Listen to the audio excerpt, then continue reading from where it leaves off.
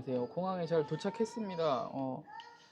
보통 이렇게 시간을 내서 영상을 만들어야 그나마 영상이 좀 나온다고 생각을 하거든요. 그래서 이번 시간에는 직전에 호텔에서도 유튜브를 만들었지만 이번 3일간의 여행을 한번 둘러보는 시간을 한 번 더 갖도록 하겠습니다. 반갑습니다.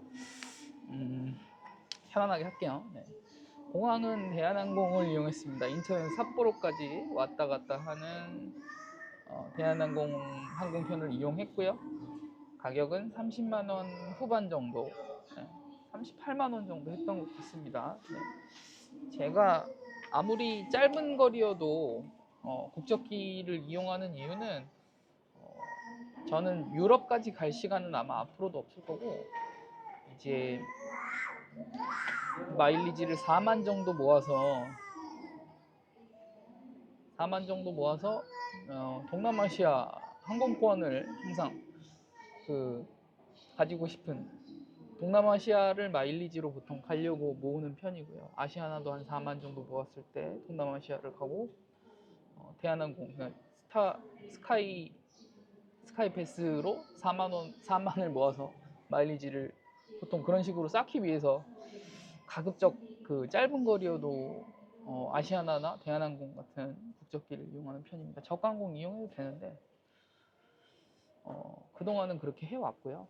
그래서 아침에 대한항공을 타기 위해서 이 터미널까지 갔다가 TP카드로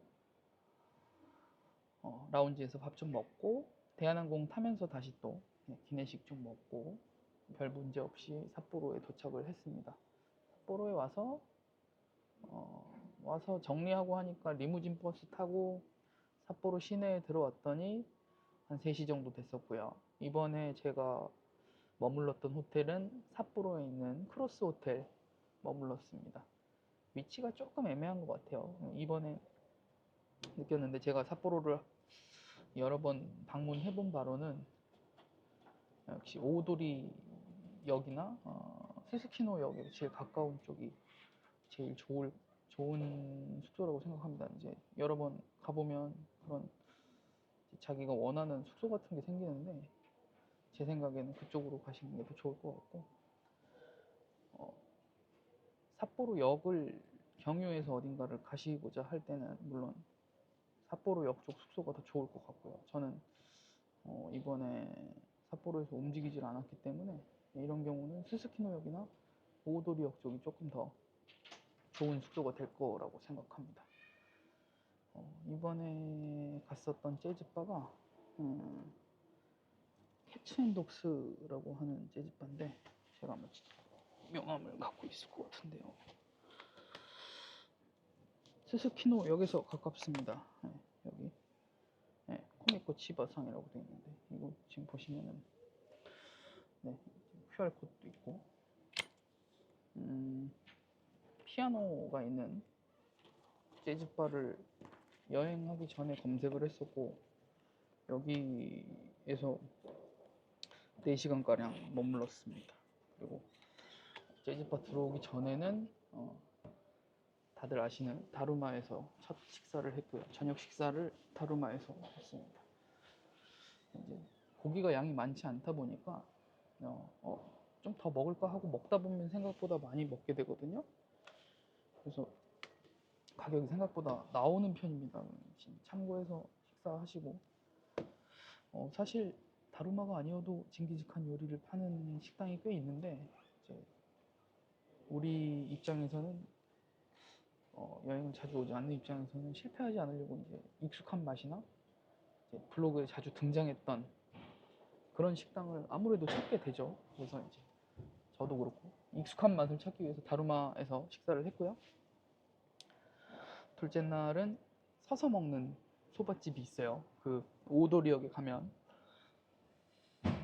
오도리역에서 구글 맵에서 지금 영업 중으로 검색을 하시고 아침에 검색을 하시면 나오는 식당이 있습니다. 지하에 보면 할머니 세 분이 운영하는 소바집에서 340엔인가 내고 금방금방 내주시거든요.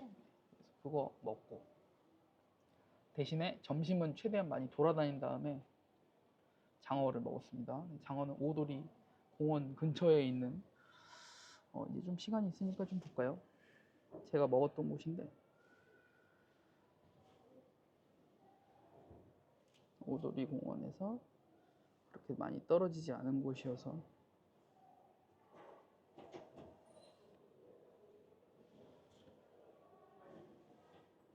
장어덮밥으로 검색하면 나올 것 같은데. 자, 네, 제가 갔던 곳이 일카모가와라는 곳이었습니다. 이게 로고가 없나? 예, 여기 보시면 운하기 일카모가와, 아니 운하기 카모가와가 되겠네요. 여기 보시면 네, 여기를 갔었습니다. 저도 뭐 어차피 식당을 고를 때 보통 구글에서 리뷰를 찾는 편이고, 여기서 4,800엔짜리 히츠마부시 말고 운하기동을 먹었습니다. 괜찮았던 것 같고요. 그리고 나서 필라테스를 받고 저녁에는 현지에서 가이드를 하고 있는 한국 친구가 있어서 저녁에 또 장어 요리 전문점에 가서 식사를 하고, 끝나고 라멘을 또 한 끼 하고 이제 아이스크림도 먹고 보냈습니다. 오늘은 사실 특별한 일정은 없었고요. 아침에 일어나서 정리 좀 하고 밖에 잠깐 그 삿포로역에서부터 스스키노역을 아우르는 큰 대로변이 있거든요. 거기 이제 산책 좀 하고 아침에 도토루 들어가서 커피 한 잔 마시고 정리를 하고 11시에 체크아웃을 한 다음에 크로스 호텔에 짐을 두고 스시를 먹었습니다. 니조 시장은 이제 제가 있었던 크로스 호텔에서 걸어서 한 15분 정도 걸어가니까 니조 시장이 있었는데, 오늘 제가 먹었던 곳이 어디냐면 니조 시장을 검색하면 원래 가려고 했던 곳을 못 갔어요. 결론적으로는. 그래서 에이 그럼 어쩔 수 없지 하고 거기서 이제 현지에서 부탁을 드렸습니다. 이제 어딜 가는 게 좋을까에 대해서 생각을 해보고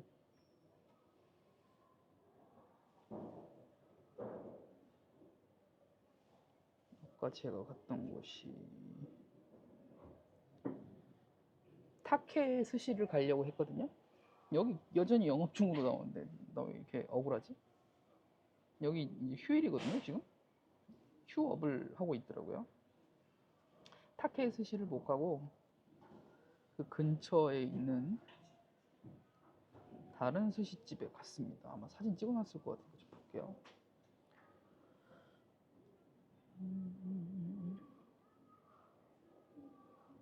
돈베라고 하는 여기를 갔습니다. 여기를 가시라는 게 아니고 제가 여기를 갔다는 겁니다.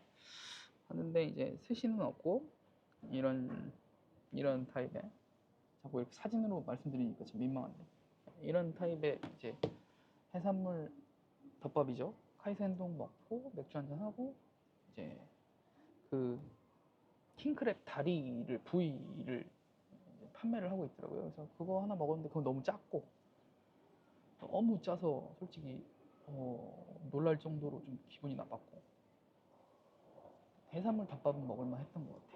그리고 정리하고 이제 기차를 타고 여기까지 왔습니다. 사람들이 너무 오고 가고 있으니까 여기까지만 하도록 하겠습니다.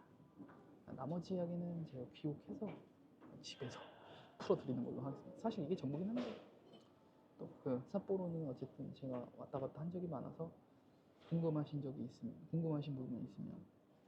질문 주시면 제가 답변 아는 한도 내에서 한번 드려볼게요.